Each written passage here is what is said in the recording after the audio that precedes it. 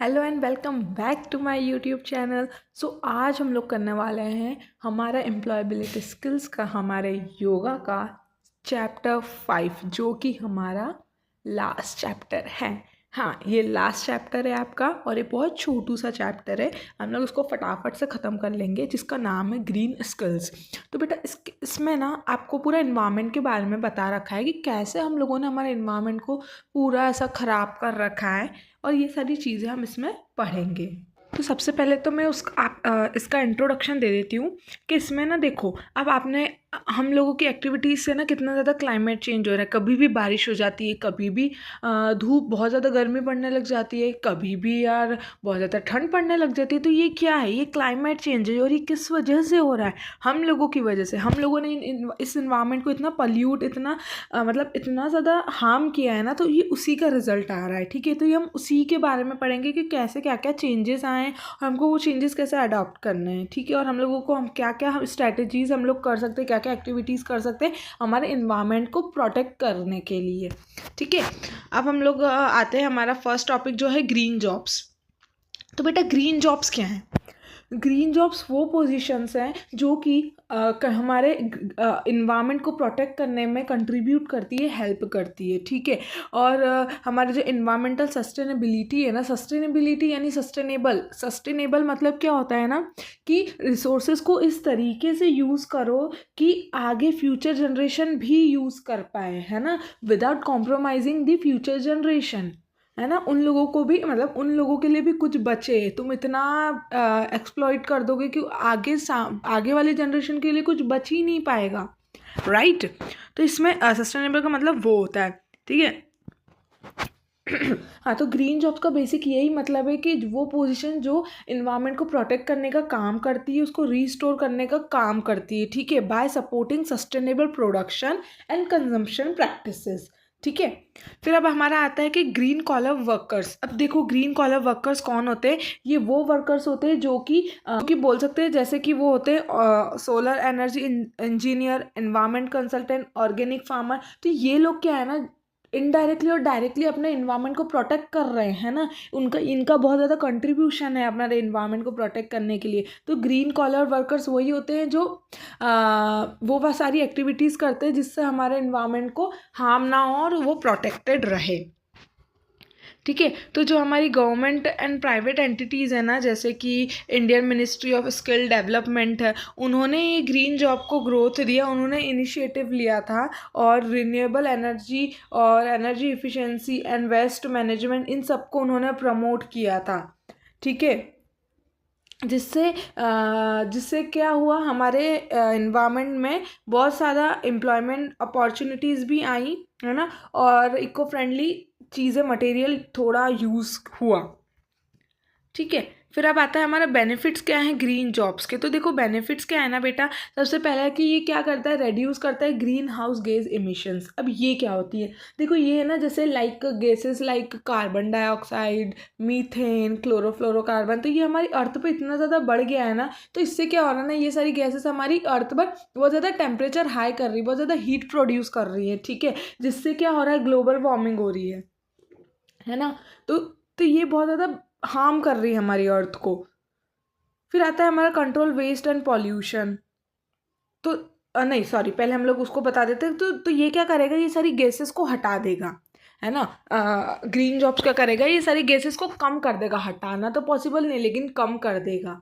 ठीक है, फिर आता है कंट्रोल वेस्ट एंड पॉल्यूशन। तो ये हमारा जितना भी वेस्ट है, जितना भी पॉल्यूशन है, उसको कम करेगा। जैसे बहुत सारे वेज हैं पॉल्यूशन कम करने की, ये वो ग्रीन जॉब्स ये उसमें क्या बोल सकते हैं, हाँ, जैसे व्हीकल्स है, तो अगर अभी इलेक्ट्रिक व्हीकल्स ला दी है तो वो पॉल्यूशन कम होगा उस चीज़ से, है ना। तो ये रिड्यूस करता है वो सारी चीज़ें, और ये हमारे प्रोटेक्ट करता है और रीस्टोर करता है हमारे इकोसिस्टम को। ठीक है, और ये हमारी जो एनर्जी और रॉ मटेरियल है ना, उसकी इफ़िशियंसी बढ़ा देता है। ठीक है, फिर अब हम लोग आते हैं कि किस किस सेक्टर में ग्रीन जॉब्स की जाती हैं। तो देखो पहला सेक्टर है ग्रीन जॉब्स इन एग्रीकल्चर। तो देखो एग्रीकल्चर में हम लोग कैसे ग्रीन जॉब्स यानी कर सकते हैं। तो देखो organic gardening and farming, organic gardening farming करो, यानी ऑर्गेनिक यानी बिना किसी, without using any pesticides, fertiliser, बिना यूज़ किए अगर हम लोग प्रोड्यूस करेंगे, प्लांट्स को ग्रो करेंगे, क्रॉप्स को, तो ये क्या होगा ना, इससे बहुत ज़्यादा इंसेक्ट्स की भी डेथ नहीं होगी, है ना, इंसेक्ट्स की भी डेथ नहीं होगी, है ना, बर्ड्स की डेथ नहीं होगी, तो और एक साइकिल बनी रहेगी, है ना, और उससे हमको वेजिटेबल, फ्रूट्स वगैरह सब हेल्दी मिलेंगे, तो वो हम हेल्दी खाएंगे तो हम लोग हेल्दी रहेंगे, हमारी हेल्थ अच्छी रहेगी, और जो सॉइल का फर्टिलिटी है वो अच्छी बनी रहेगी, है ना, वो सॉइल जो हार्म हो रही है ना केमिकल से, वो कम हो जाएगी, हमारा जो वाटर पॉल्यूशन है वो कम हो जाएगा, है ना, तो इससे ये होता है। फिर अब आती है हमारी फार्मर्स कोऑपरेटिव्स। तो देखो, फार्मर्स कोऑपरेटिव फॉर्म की गई, इससे ना हम लोगों ने ग्रुप बनाया जिसको बोलते हैं हम लोग, आपको ये थोड़ा सा याद करना पड़ेगा, और मेरा पेन कहाँ गया, वेट। तो ये सारी जो चीज़ें हैं ना, अरे यार, ये एक्चुअली मेरा पेन चल नहीं पा रहा है तो मैं मार्क नहीं कर पा रही हूँ, तो आपको यहाँ पर दिख रहा होगा, हाँ चल गया। ये फार्मर इंटरेस्ट ग्रुप बनाया गया था विलेज में, जो कि क्या करेगा, एग्रीकल्चर का रिस्क कम करेगा, और ना जो हमारे स्मॉल फार्मर्स हैं, कौन है जो स्मॉल फार्मर्स हैं, उनको हेल्प मिलेगी उनका जीवन व्यापन करने के लिए, यानी उनकी थोड़ी सी लाइफस्टाइल अच्छी कर देते हैं, मतलब ये ग्रुप उन्हीं के लिए बना था, ठीक है। और इस ग्रुप में FPOs भी इवॉल्व थे, मतलब उन्होंने फिर FPOs बनाए थे, जो कि वही small collective of small farmers, है ना, सारे स्मॉल फार्मर्स थे उसमें, ठीक है। और गवर्नमेंट ने इस्टेब्लिश किया था कृषि विज्ञान केंद्र, ठीक है, जो कि बहुत ज़्यादा की रोल प्ले करता है हमारे, क्योंकि उन्होंने क्या किया था ना, एक इनिशिएटिव लिया था उन्होंने, फार्मर्स को, हमारे जो लोकल फार्मर्स हैं ना, उनको टेक्नोलॉजी और ट्रेनिंग, अवेयरनेस, ये सारी चीज़ें प्रोवाइड की थी, यानी अवेयर किया था लोकल फार्मर्स को इसके बारे में, और उनको टेक्नोलॉजी प्रोवाइड की थी और ट्रेनिंग भी दी थी, ठीक है। फिर आता है हमारा ग्रीन जॉब्स इन ट्रांसपोर्टेशन। अब ट्रांसपोर्टेशन में ग्रीन जॉब्स क्या काम, मतलब कैसे काम आएंगी, है ना, तो देखो इसमें ना कि CNG, हम लोग CNG का यूज़ कर ग्रीन हाउस एमिशंस को हम लोग कम कर सकते हैं, ठीक है, ग्रीन हाउस जो गैसेस है ना उसको हम लोग कम कर सकते हैं। तो इंडिया बायोफ्यूल पॉलिसी आई थी, एक लॉन्च हुई थी, जो कि 10 अगस्त 2018 में, जिसने जिसका एम क्या था, बूस्ट बायोमास यूसेज, यानी बायोमास यूजेज हम लोग बोल सकते हैं, जो कि you know enhance ethanol production from starch and sugar based feed stocks, है ना। तो ये बायोडीजल, बायोफ्यूल, बायोफ्यूल्स, ये सब क्या है, ये जो है ना, ये नेचुरल चीज़ों से बनाए गए हैं, नेचुरल इंग्रेडिएंट से बनाए गए हैं, और जैसे ऑयल का यूज़ कर तो ये वो वाले फ्यूल्स होते हैं, ठीक है, बायो CNG फ्यूल, है ना, ये बहुत सारी चीज़ें हैं। तो ये भी एक ग्रीन जॉब क्रिएट करता है ना। तो जो हमारे एनर्जी इफिशिएंट सर्विस लिमिटेड है, EESL, ये हमारे जो मिनिस्ट्री ऑफ पावर उन्होंने लाया था, जो उन्होंने क्या इनिशिएट किया था, इलेक्ट्रिक व्हीकल्स उन्होंने अभी इलेक्ट्रिक व्हीकल्स कितनी चल रही है, ओला वगैरह वगैरह, है ना। तो ये इनका मोबिलिटी को प्रमोट करने के लिए इन्होंने ये किया था, जिससे क्या होगा ना, इलेक्ट्रिक व्हीकल से, बैटरी से जो चार्ज होकर चलेंगी, जो कि सब दूर चलेंगी, रोड, रेल, सी, एयरपोर्ट, है ना, हेयर ट्रांसपोर्ट, ये सारी चीज़ें। इसमें दो प्योर इलेक्ट्रिक व्हीकल्स हैं, एक बैटरी इलेक्ट्रिक व्हीकल और एक हाइब्रिड मॉडल्स भी हैं, ठीक है। तब हम लोग ग्रीन जॉब इसमें कैसे करेंगे ट्रांसपोर्टेशन में, तो बाय यूजिंग CNG फ्यूल, है ना, बायोफ्यूल जो पॉलिसी आई थी वो, और इलेक्ट्रिक व्हीकल्स का हम लोग यूज़ कर सकते हैं, है ना। तो ये है।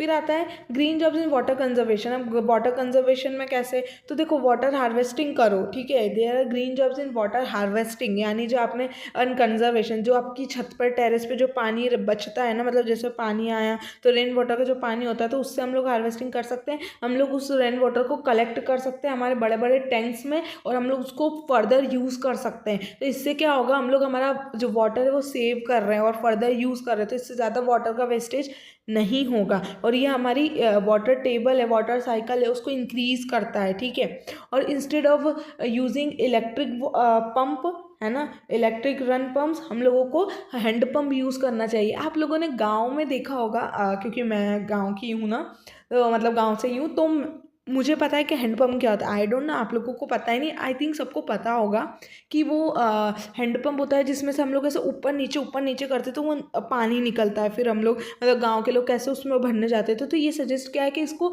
आप वो हैंडपम्प यूज़ करो rather than using electric run pump. इससे क्या होगा ना, आपकी एक्सरसाइज भी हो जाएगी और हमारा इलेक्ट्रिसिटी भी बच जाएगा, है ना। तो इसलिए अब इसमें वाटर कंजर्वेशन में क्या क्या जॉब्स हो सकती हैं आर रिलेटेड टू, जैसे water conservation, water management, etcetera etcetera. फिर आता है green jobs in solar and wind energy. अब देखो सोलर एंड विंड एनर्जी में कैसे ग्रीन जॉब्स होते हैं, तो देखो हमारी जो सोलर और विंड एनर्जीज होती हैं वो हमको क्लीन एनर्जी प्रोवाइड करती है, ठीक है। अब जो सोलर फोटोलैटिक इंस्टॉलर्स होते हैं, यानी ये क्या होता है ना, देखो सोलर पैनल्स आजकल सबके घरों में लग गए हैं ना, जो कि एक सिलिकॉन सी प्लेट होती है जो कि सन रेज आती है तो उसको कन्वर्ट करती है, वो इलेक्ट्रिसिटी में हमारा डायरेक्ट कन्वर्ट कर देती है, जो कि अब सारे होम्स, बिजनेसेस, लैंड सब दूर यूज़ होते हैं। तो ये फोटोलैक्टिक इंस्टॉलर ये वही है ना। तो ये हमारे होम लाइटनिंग सिस्टम में भी यूज़ होती है, स्ट्रीट लाइटनिंग में भी होती है ना यूज़। अब इसमें कुछ कॉमन जॉब्स हैं इस सेक्टर में, जैसे रूफर, सोलर पैनल इंस्टॉलर, जो हमारे सोलर पैनल जो इंस्टॉल करते हैं ना, वो उनकी एक अलग जॉब है। टेक्नीशियंस की, एक फील्ड टेक्नीशियंस की जॉब हो जाएगी, है ना। फिर आता है green jobs in eco tourism. अब इको टूरिज्म में क्या ग्रीन जॉब है, आप ये सोचो। तो देखो इको टूरिज्म में ना, जो लोग भी विजिटर्स हमारे यहाँ पे आते हैं तो उनको अवेयर करो, उनको नॉलेज दो, ठीक है। अबाउट व्हाट, किस चीज़ का नॉलेज, अबाउट के वेस्ट का हमें कम करना चाहिए, हम लोगों को वाटर सेव करना चाहिए, थोड़ा अच्छे से यूज़ करना चाहिए उसको, हम लोगों को रिसोर्सेज को एक्सप्लॉइट नहीं करना है, पॉल्यूशन हमको कम करना है, जिससे क्या इंपॉर्टेंस बताओ उनको इन सब चीज़ों की, है ना। तो जो विजिटर्स है उनको भी अच्छा लगेगा कि हाँ, उनको भी अच्छा फील होगा, और वो लोग लगेंगे कि इन्वायरमेंट फ्रेंडली प्लेस है ये एक, तो वो लोग भी दोबारा आना पसंद भी करेंगे और उनको गाइडेंस भी मिलेगा, तो ये हमारे इन्वायरमेंट के लिए भी अच्छा है। तो इससे क्या जॉब्स क्रिएट हो सकती हैं, तो आप इसमें इको टूर गाइड हो जाता है, इको टूरिज्म ऑपरेटर हो जाता है ना, ये ग्रीन जॉब्स है। फिर आता है हमारा green jobs in building and construction. अब भाई बिल्डिंग और कंस्ट्रक्शन में कैसे ग्रीन जॉब हो सकती है, तो देखो यानी बिल्डिंग और कंस्ट्रक्शन में जो रॉ मटेरियल लगता है ना, तो वो eco friendly raw material use करो, है ना, environment friendly raw material use करो, फॉलो करो इको फ्रेंडली कंस्ट्रक्शन प्रोसेस को, ग्रीन ऑपरेशंस को, जो कि इको फ्रेंडली के तरीके से, इन्वायरमेंट फ्रेंडली के तरीके से जिससे हम लोग बना सकते हैं, है ना। और हम लोगों को ऐसा प्रोग्राम भी लाना चाहिए, भी डेवलप करना चाहिए, ताकि जो हमारे उन लोगों, जो वर्कर्स हैं, उनकी भी स्किल डेवलप हो कि कैसे कैसे वो लोग ग्रीन जॉब कंस्ट्रक्शन और बिल्डिंग में कर सकते हैं, कैसे वो बिल्डिंग में रॉ मटेरियल इको फ्रेंडली तरीके से हम वो कर सकते हैं, ठीक है। अब इसमें क्या क्या, इस सेक्टर में क्या क्या ग्रीन जॉब्स आती हैं, क्या क्या एरियाज आते हैं, तो देखो गार्डनिंग हो गया, कंस्ट्रक्शन हो गया, है ना, water management, etcetera etcetera, so on so forth. फिर आता है green jobs in solid waste management. अब देखो सॉलिड वेस्ट क्या होता है, जो कि डंप किया जाता है इंडस्ट्रीज़ में से जो निकलता है, कमर्शियल इस्टेब्लिशमेंट्स में से जो निकलता है, एग्रीकल्चर्स में से, इंस्टीट्यूशंस में से, जो भी सॉलिड वेस्ट निकलता है ना, तो वो हम लोग माइनिंग एक्टिविटीज़ में जो निकलता है ना। तो हमारे जो मिनिस्ट्री ऑफ अर्बन डेवलपमेंट है, हमारे जो गवर्नमेंट ऑफ इंडिया है ना, उन्होंने क्लासीफाई किया है सॉलिड वेस्ट को 14 कैटेगरीज में। कितनी कैटेगरीज में, 14 कैटेगरीज में डिवाइड किया, जैसे इंडस्ट्री का कचरा, इंस्टीट्यूशन का, गार्बेज का, ऐश अलग, बल्की वाला वेस्ट अलग है, हजार्डियस वाला अलग है, ठीक है। तो उन्होंने ये सबकी कैटेगरी डिवाइड कर दी थी, है ना। अब देखो सॉलिड वेस्ट मैनेजमेंट सिस्टम में ना बहुत सारी प्रोसेस आती है, जैसे कलेक्शन, फिर सेग्रीगेशन होगा, फिर ट्रांसपोर्टेशन होगा, प्रोसेसिंग होगी, और फिर वेस्ट जो है डिस्पोज होगा, है ना। तो इसमें इस सेक्टर से रिलेटेड ग्रीन जॉब्स जो हैं वो हैं जैसे area green like e waste recycling, solid waste management, waste reduction and many more, है ना, जैसे वेस्ट कंट्रोल एक्सेट्रा एक्सेट्रा।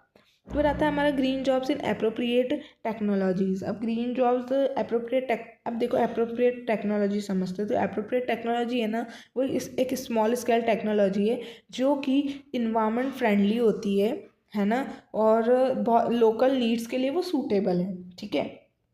जैसे एग्जांपल हम लोग समझते हैं हैंड पावर्ड वाटर पंप, है ना, सोलर लैम्प्स इन स्ट्रीट लाइट्स, सोलर बिल्डिंग, ये सारी चीज़ें, है ना। अब इसमें हम लोग ये बहुत एक सिंपलेस्ट टेक्नोलॉजी होती है ना, जो कि हमको एक that can get a job done in environment friendly, जो कि ये ऐसी टेक्नोलॉजी है जो कि विदाउट हार्मिंग आर इन्वायरमेंट चीज़ें करती है, यानी इन्वायरमेंट फ्रेंडली होती है ये। और इसमें ग्रीन जॉब से रिलेटेड क्या एरियाज़ इंक्लूड होते हैं, जैसे water treatment, filtration, rain water harvesting हो गया, सैनिटेशन हो गया, लाइटनिंग, फूड एक्सेट्रा एक्सेट्रा।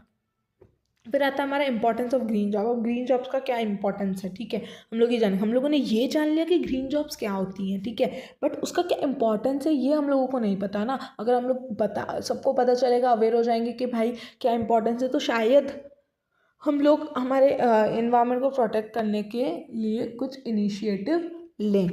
तो देखो पहला है limiting green house gases emissions. मैंने आपको ऊपर बताया ना ग्रीन हाउस गैसेस कितना ज़्यादा हमारे इन्वायरमेंट को मतलब बहुत ही ज़्यादा हार्म कर रही है ना। Green house gases like carbon dioxide, methane, ozone, chlorofluorocarbon, है ना। तो ये क्या कर रहे हैं ना, ये हमारे सारे फॉसिल फ्यूल्स को जलाने से होता है। जैसे हम लोग व्हीकल्स यूज़ करते हैं, रेफ्रिजरेटर को, उसमें से जो निकलती है गैस वो अलग होती है, एग्रीकल्चर एक्टिविटीज़ में से ये सब निकलता है ना। तो ये हमारी अर्थ पे बहुत हीट कर रही है, हीट ला रही है, जिससे ग्लोबल वार्मिंग बढ़ रही है ना।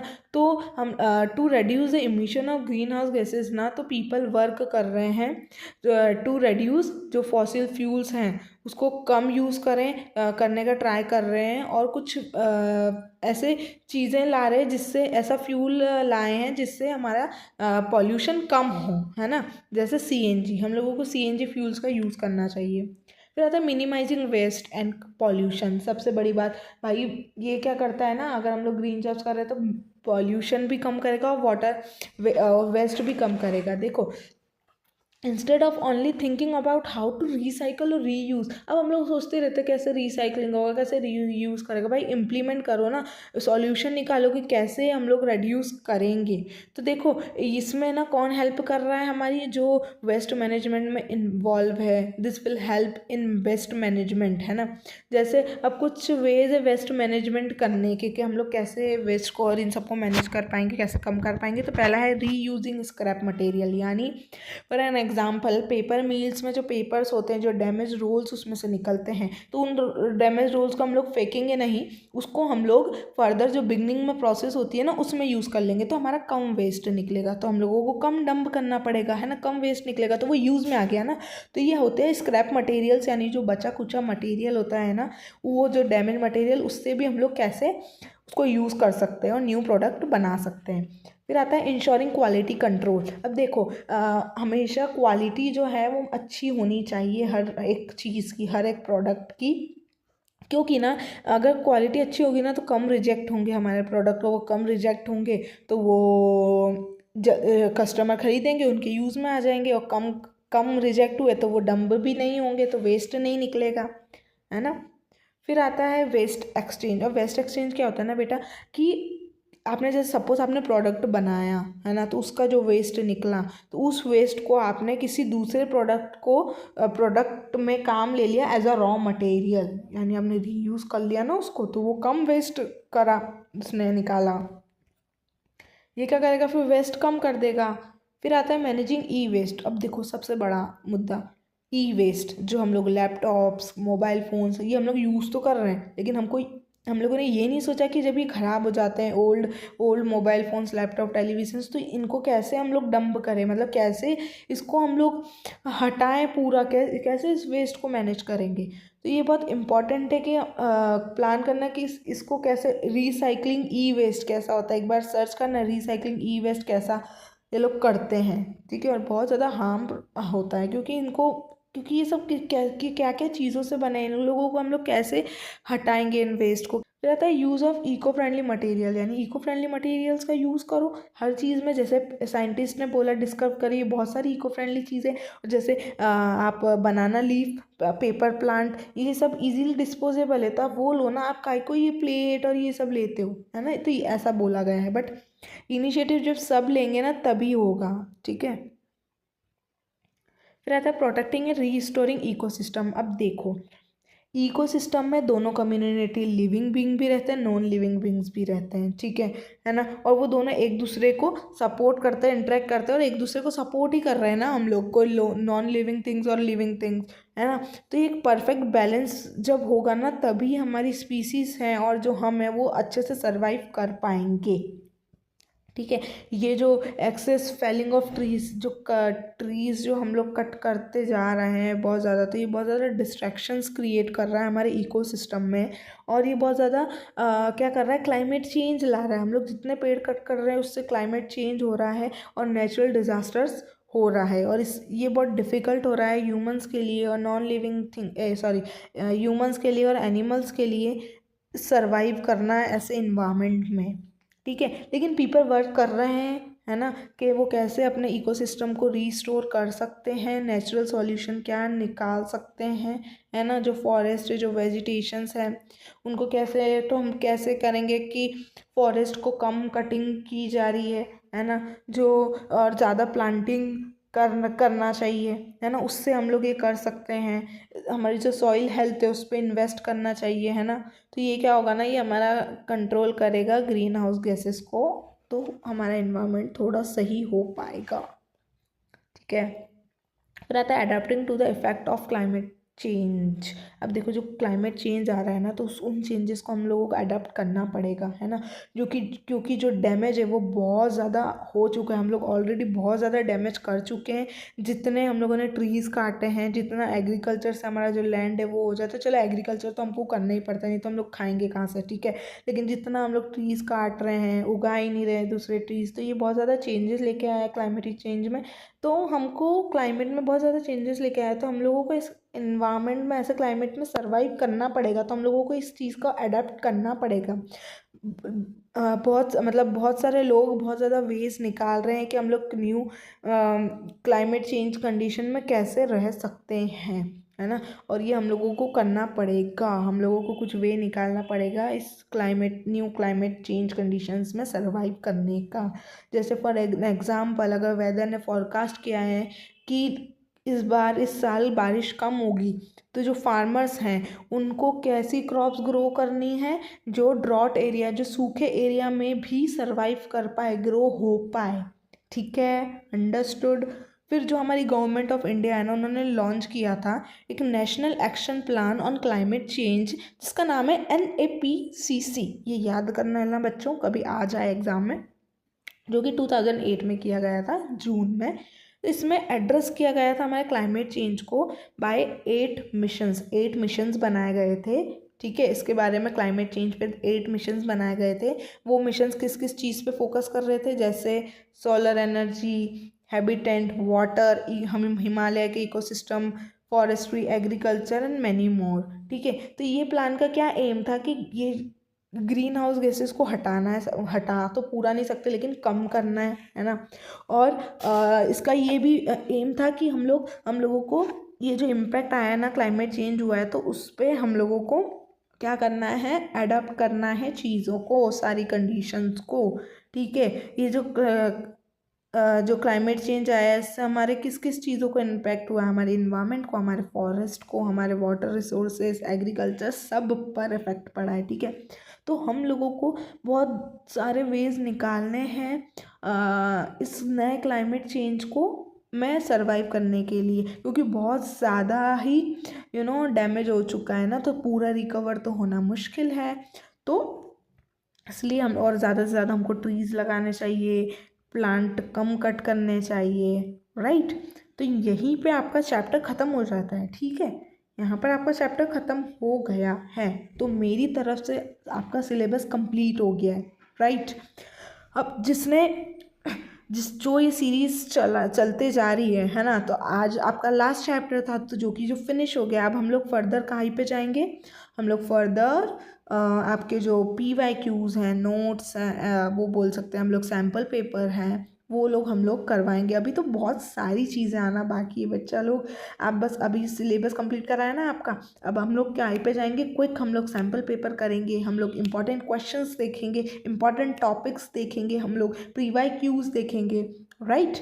तो हम लोग अभी बहुत सारी चीज़ें देखेंगे, तो please stay tune to our channel, do not forget to like, share and subscribe to my channel for more updates, ठीक है। आगे ऐसी वीडियोस आती रहेंगी, so stay tune to our channel. Okay, मिलते हैं नेक्स्ट वीडियो में। और हाँ, ये नोट्स जो हैं वो डिस्क्रिप्शन में मैं डाल दूँगी, ठीक है। इस बार मैंने नोट्स में से ही पढ़ा दिया है ना, और ये बहुत छोटा सा चैप्टर था, तो हम लोगों ने कंप्लीट कर दिया है। ओके, मिलते हैं नेक्स्ट वीडियो में, बाय बाय।